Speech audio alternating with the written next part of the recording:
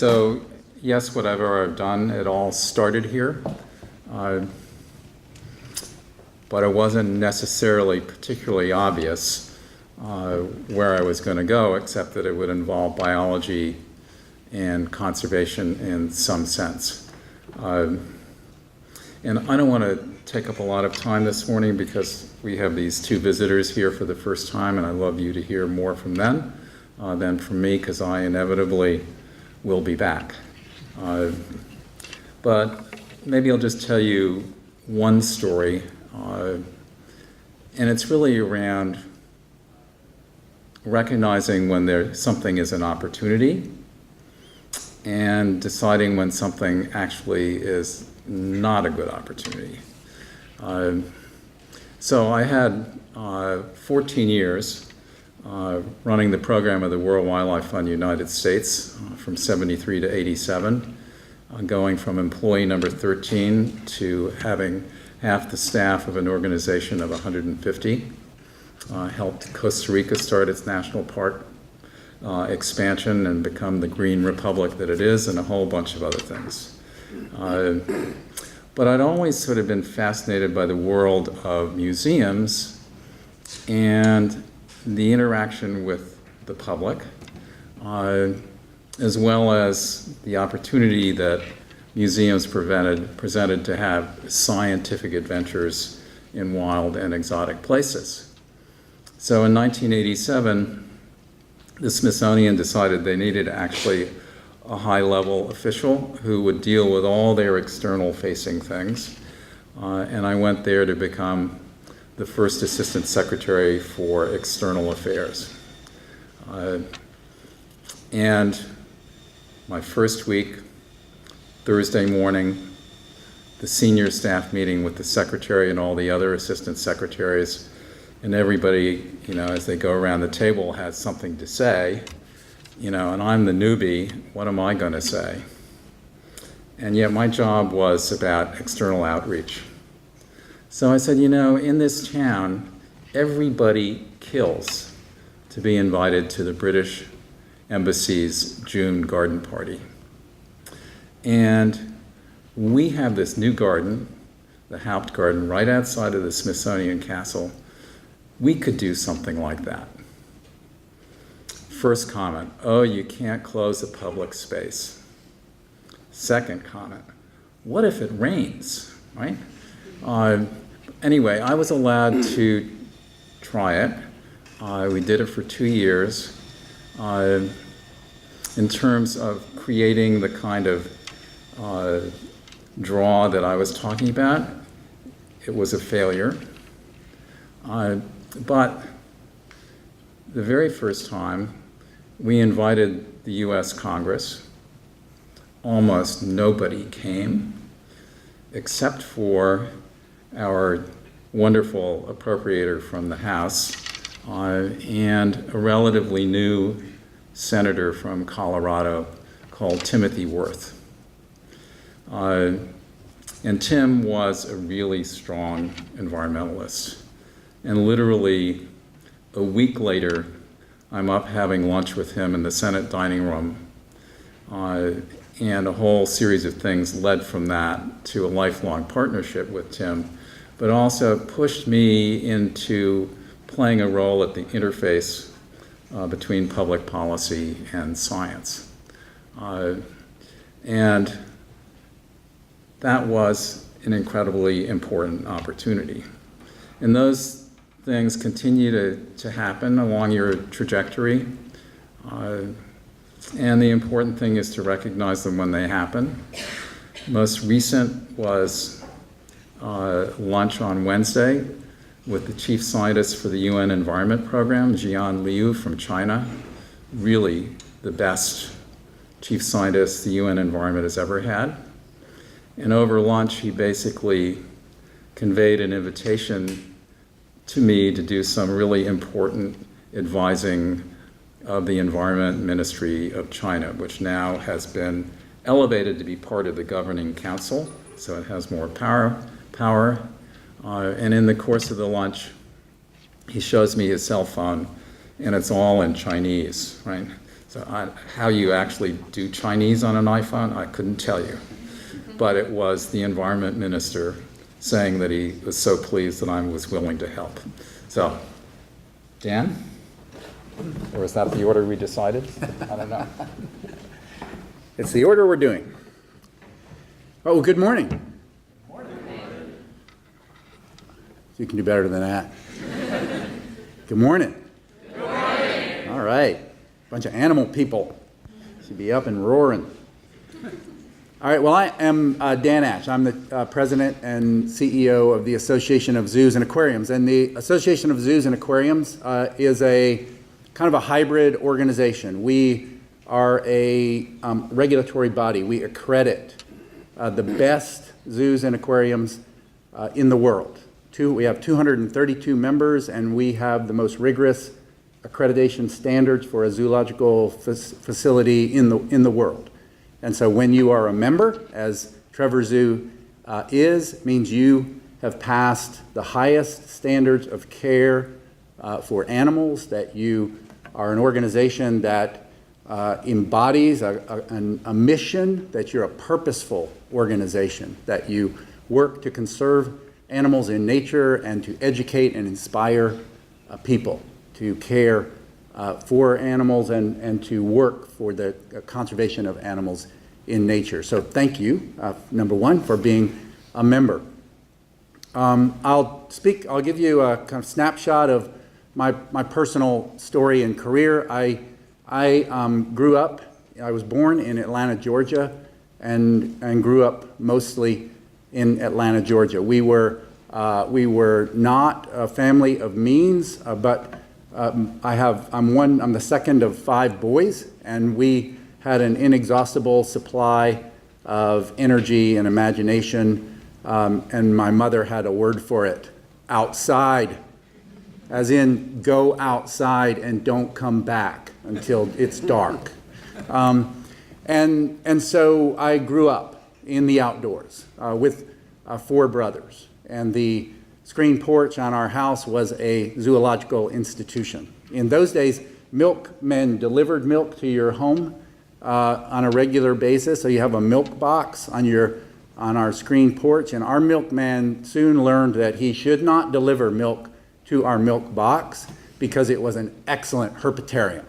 And there was usually some kind of creature in that box. So I learned to love the outdoors from growing up as a child. But I was inspired to study marine biology because I watched Jacques Cousteau on TV. And my message about that today is that many of us in this conservation profession view these as the enemy. And we talk often, and I talk often, about how young people are spending more and more of their time looking at some variety of a screen and less time in the outdoors. But just like the television inspired me to want to study marine biology and become a conservationist, I think these tools can inspire a new generation, and I'm hopeful that you will help us lead that generation. So I studied biology at Texas A&M University and Florida State University, and then I got a master's degree in marine science from the University of Washington in Seattle.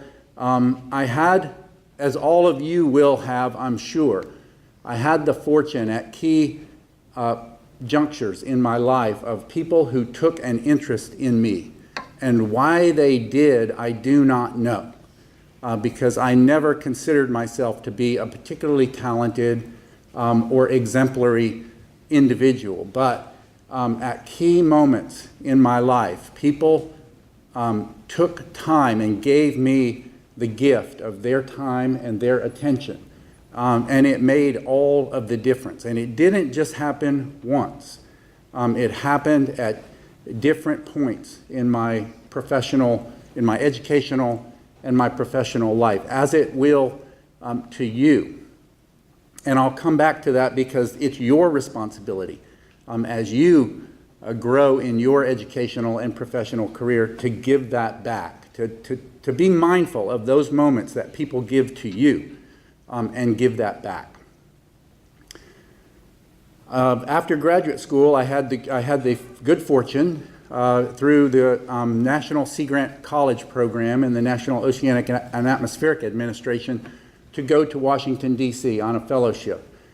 I found my way into the United States Congress and worked for a committee in the House of Representatives called the Committee on Merchant Marine and Fisheries. And I was there for a year, and then they hired me on the professional staff. I worked in the House of Representatives for 13 years, ultimately becoming the staff director of the Subcommittee on Environment and Fisheries and Wildlife Conservation and the Environment. So I had the opportunity to work on oil pollution legislation, ocean dumping, endangered species, marine sanctuaries, a whole host of environmental legislation. It was a wonderful place to work. I worked with some of the most gifted and talented and committed people you could imagine.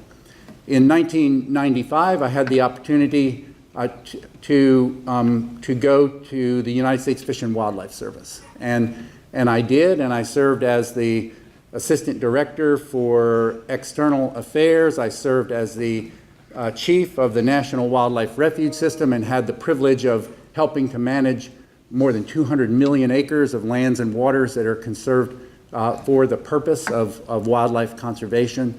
Then I was Science Advisor to the Director, Deputy Director, and then in 2010, President Obama nominated me to be Director of the United States Fish and Wildlife Service. The interesting story about that is you have to go through this process called Senate confirmation. So the President nominates you, they send your name up to the United States Senate, and they dissect your life. And they ask every possible question that they could ask of you, and they tell you up front not to be insulted, but we're going to ask you a lot of personal questions, like things like, have you ever been involved in an extramarital affair? No. They come back to that question many different ways to make sure that you're telling them the truth. Have you ever used illegal drugs? Yes. And then they ask you lots of questions to figure out, well, what is the nature of your use of illicit drugs? And then you get to the end of that process, and that vetting process takes basically a period of about 4 or 5 months. And you go to a final interview where they ask you all of those questions all over again. And then they get to the end and they ask me, all right, well, is there anything that we have not asked you that if it were to become public would be an embarrassment to the President of the United States? And I sat there for a moment and I thought about my older brother and I binding our middle brother up and hanging him upside down from the plumbing in our basement and making him eat dog food.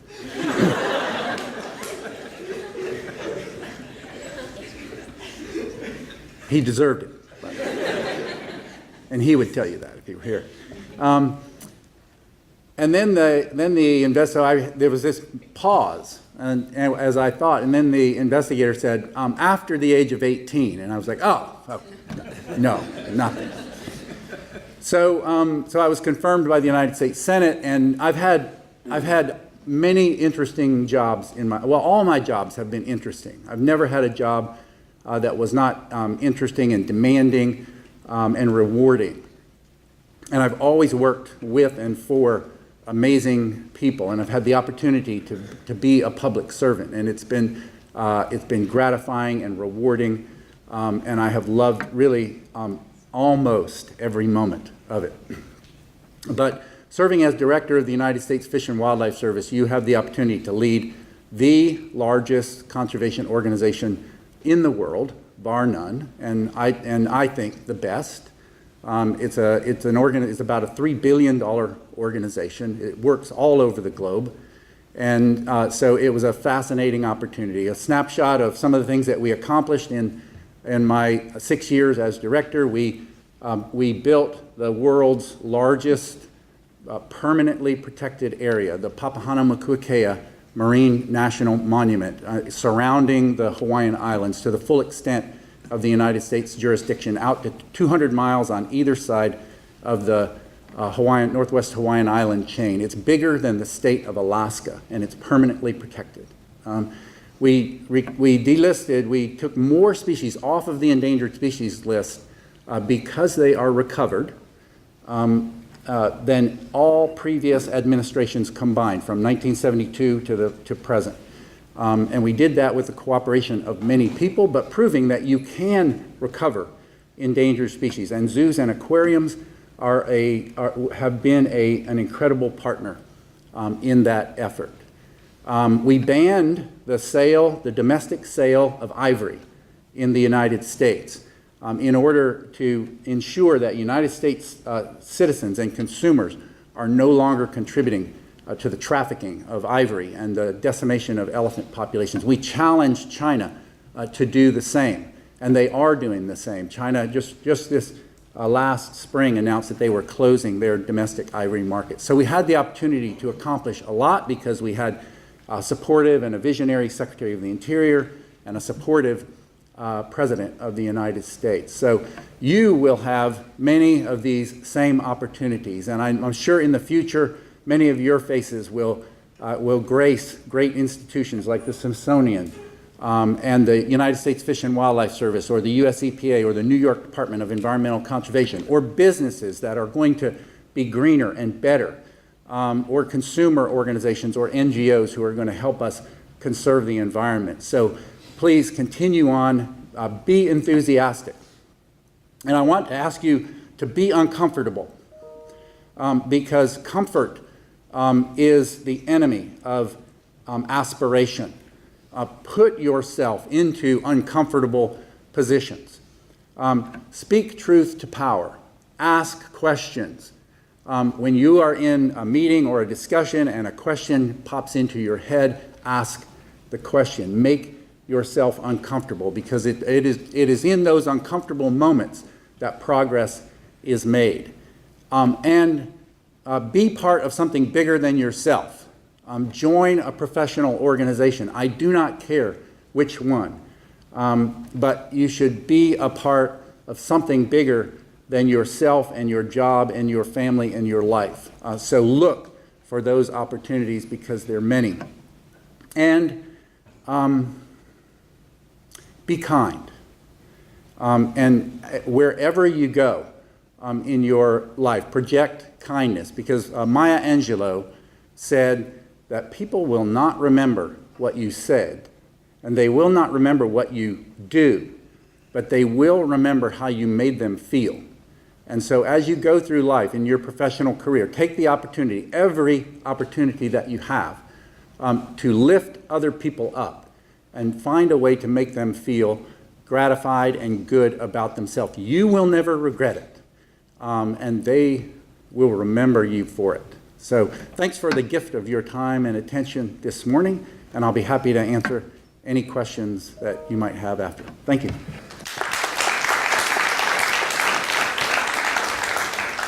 Okay, it's my turn, and this is a great opportunity to take a selfie. So, sorry, I had to have my cheesy moment. Say hi to the world. Hi, I can see you. All right, thank you. I'm not the famous one. Can we have the PowerPoint on? And did you give? Oh, here it is. So I'm the imposter here. Your wildest dreams are not wild enough. This is what I would tell myself if I could go back in time to your age. So I want to share my story. And these couple of days we've been hearing different stories that have the same pattern. And my story may sound a little exotic because I have an accent and I come from Argentina. But I think we are all united by this same pattern. And I'm going to try to point out these points of coincidence. And without knowing, we're going to have the same recommendations, I think, because those are universally good recommendations.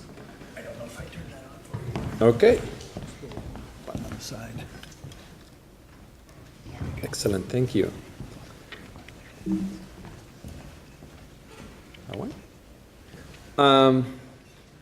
I was born in a place that looks like this, with access to nature.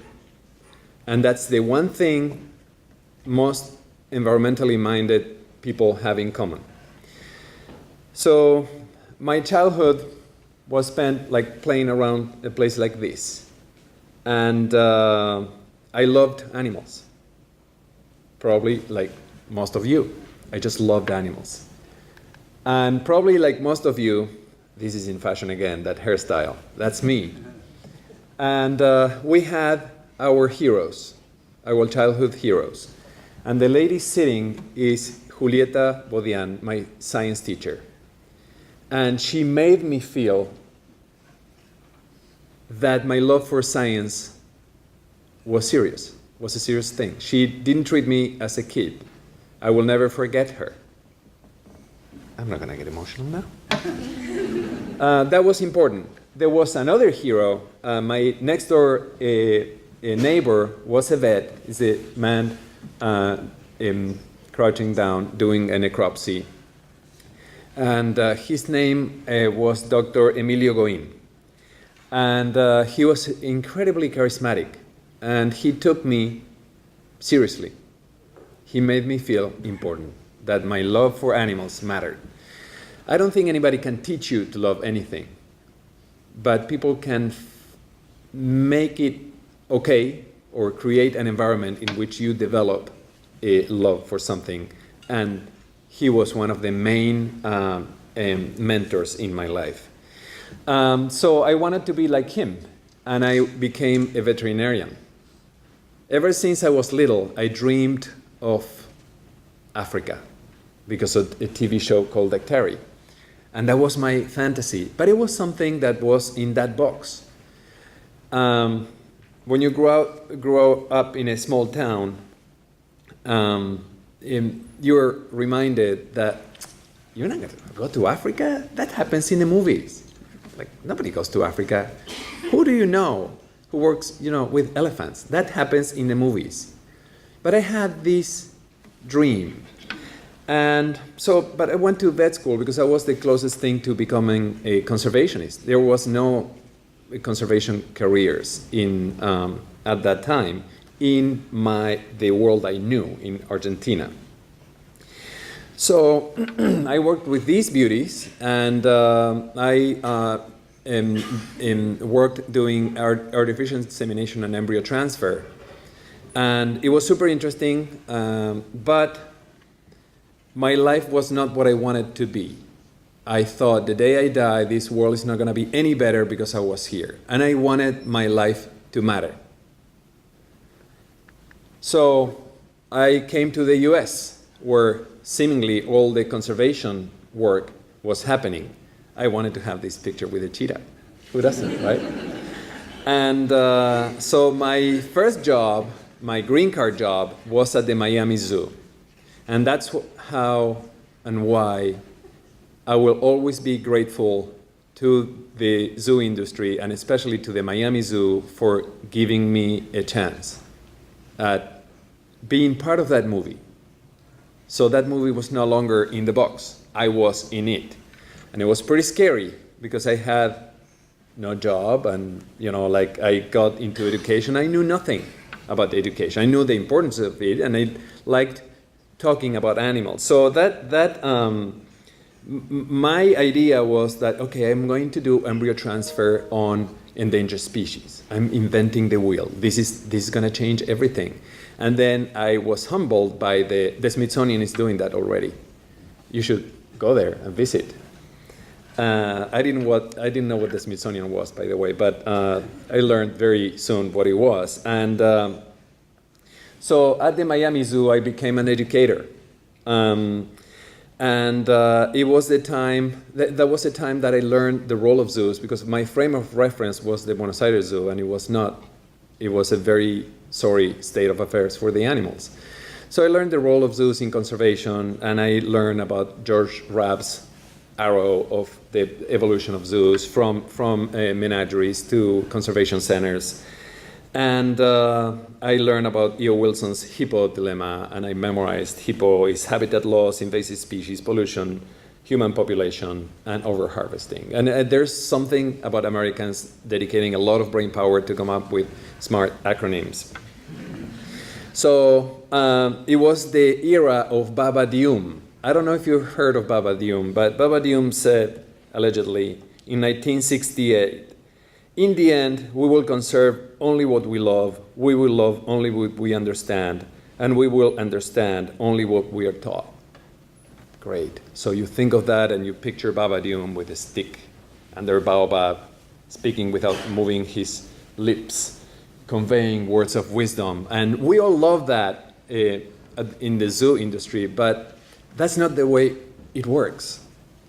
I learned that later. It's not linear. It's not that you're going to share information and then education is the same as interpretation, is the same as communications, and all those things are totally different things.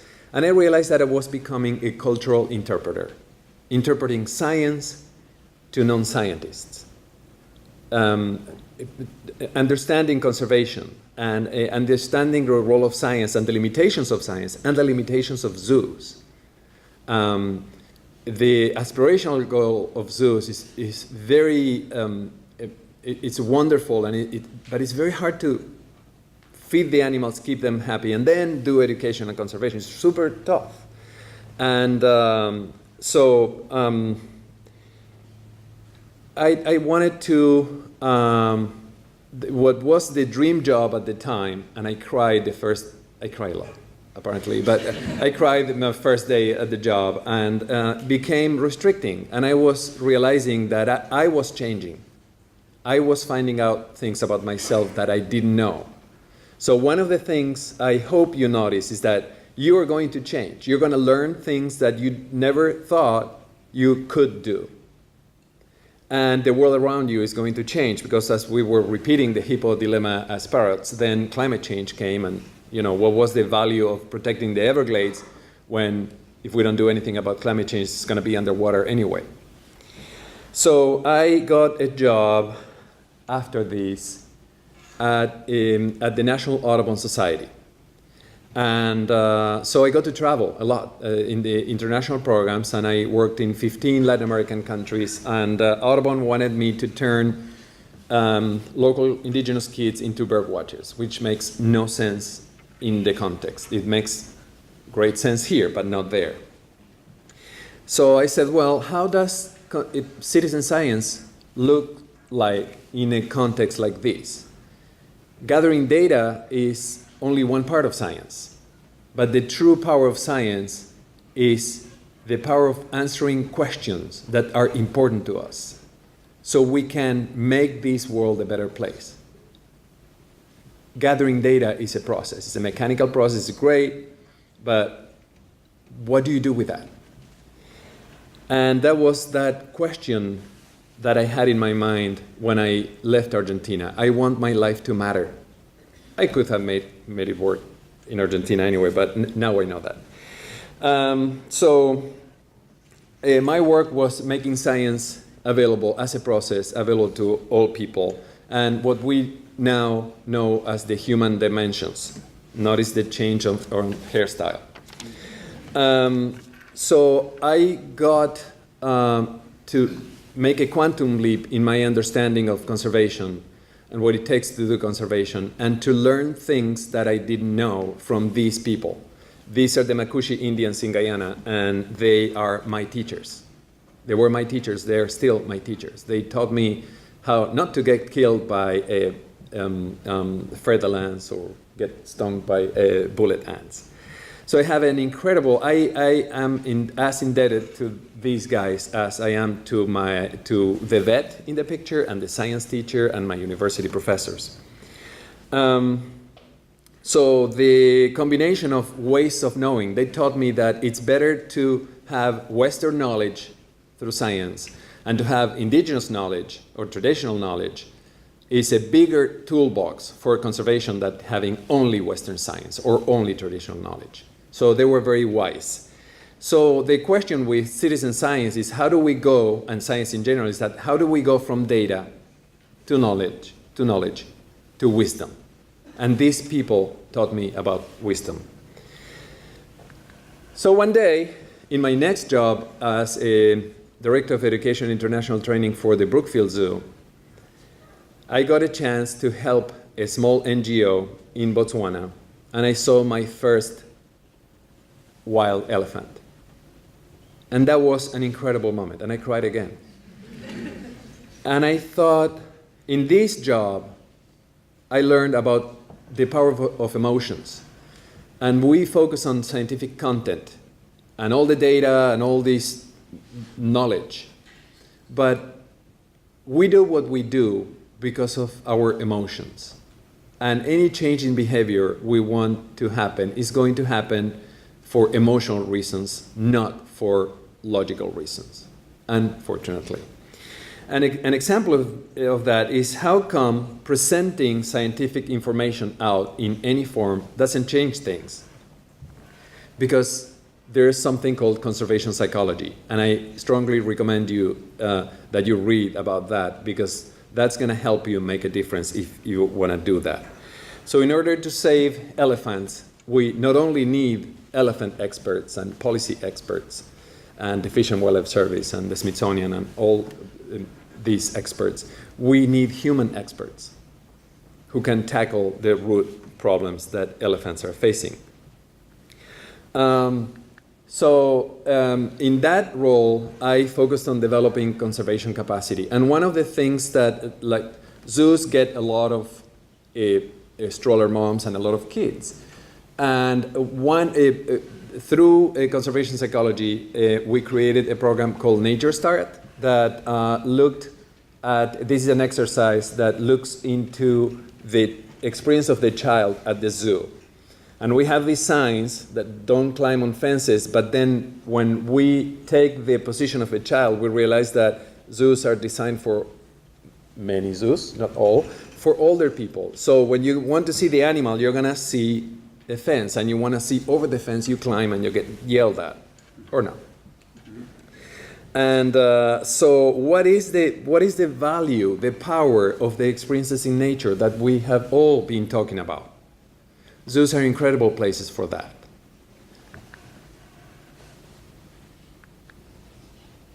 So, combining all that, I stumbled upon this movie moment of working for the Smithsonian. And there's a newly created School of Conservation. And when you lose your hair or when you get old, if you work hard, and you're a little lucky, and you make the right decisions, not to hang your brother from the pipes and all those things, at some point you're going to find yourself in a position that your decision can make a difference. And we realized that at the school that academia is not really preparing the students well to deal with the real world. We may become experts in whatever discipline, but then we go to the real world and we realize that there's a lot we don't know. And so we can take advantage of the incredible platform that the Smithsonian and Mason and our friends, that is, if you think of that global network of classrooms and labs as learning spaces, that is the opportunity we have. And the opportunity we have in front of us is that we can create programs that get you on the ground running.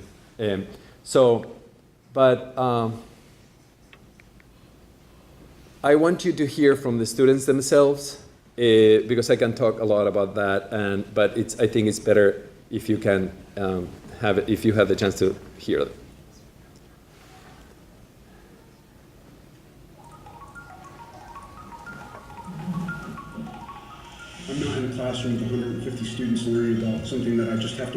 class, I'm out here actually talking to people that have gone out there, have done the science. You're immersed, you're surrounded by passionate people, and you're surrounded by people that actually know what they're doing. And that makes a huge difference compared to a traditional classroom. This is a great opportunity for anyone who's interested in wildlife, nature, endangered species to come out here and just get this immersive, hands-on experience. Knowing that I'm not alone. You know, a lot of science and a lot of learning we do in the classroom just makes you feel sterile, but I don't get that out here. I feel like I'm part of a community. I feel like the people that are out here care about me. This is like a dream come true. I get to go out and look for birds and look for bugs and hike through the woods, and that's our classroom.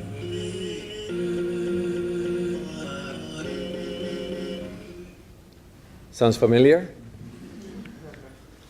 And not only that, our students sometimes get lucky and get to meet amazing people like Tom Lovejoy and Dan Ashe. You're going next week. And this lady, I don't know if you know her. Her name is Jane Goodall. Google her up. So, the future. The opportunity we have here is to re-examine the role of zoos, the role of scientists, the role of academia, and what employers need in the next 20 to 30 years. That's you guys. How do we best prepare you for this super exciting time that is coming up on us? We don't need slightly improved versions of ourselves. The environmental problems are piling up way faster than we can deal with if we are going to clone ourselves or make, the worst case scenario, smudged photocopies of ourselves. We need conservation 2.0 or 3.0, and we need to work with you. Now we have the Smithsonian-Mason School of Conservation that didn't exist before. Now we know way more than we knew a few decades ago. How are we going to use that platform? How are we going to raise that platform and come up focusing with programs that focus on solutions, not diagnostics? How do we prepare you to be creative instead of having the system crushing your creativity? You are incredibly lucky here. I am blown away by the setting, the school you have here, because it's not your regular school. You're encouraged to be creative, and you're exposed to an incredible experiences that most of us didn't have. So, dream big. Your wildest dreams should be bigger than whatever you're thinking now. You're going to go way farther than you think you're going to go. And I would like to echo the advice that my superstar panel co-presenters, another cheesy moment, but I have to say it's incredible for me to be here. And it's an honor to be here with Tom and Dan, but it's also an honor to be here with you, because I'm seeing a room full of stars. You just don't know yet. Thank you.